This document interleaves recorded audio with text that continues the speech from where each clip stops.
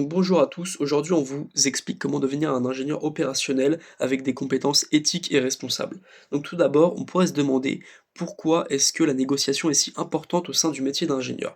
Donc en effet, celui-ci n'est pas uniquement un technicien, il gère des fournisseurs, travaille en équipe, pilote des projets, donc il est donc au devant, de l'aspect relationnel et il doit savoir trouver des compromis, donner ses idées sans les imposer et également respecter les enjeux humains, financiers et environnementaux au sein de ses différents projets. Donc pour les soft skills que j'ai choisi de mettre en avant, nous avons tout d'abord l'intelligence émotionnelle.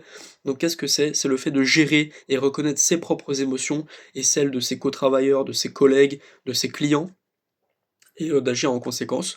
Donc par exemple, pour prendre un aspect concret, nous avons, un client mécontent et l'ingénieur va devoir, ne pas réagir excessivement, essayer de désamorcer le conflit et la tension et également de trouver, une solution active et d'également écouter activement son client pour trouver une solution.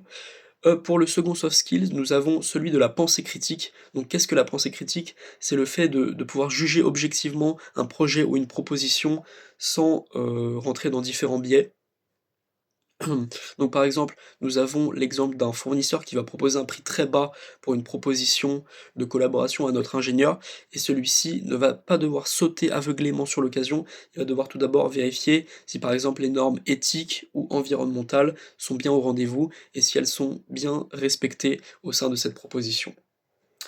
Donc en conclusion, être un bon négociant, ce n'est pas uniquement avoir cet aspect de manipulation auquel on pourrait, penser en premier abord, c'est tout d'abord essayer de trouver un aspect gagnant-gagnant pour chacune des parties prenantes de notre projet ou de notre collaboration afin, de faire vivre cette, collaboration, au sein d'une harmonie commune.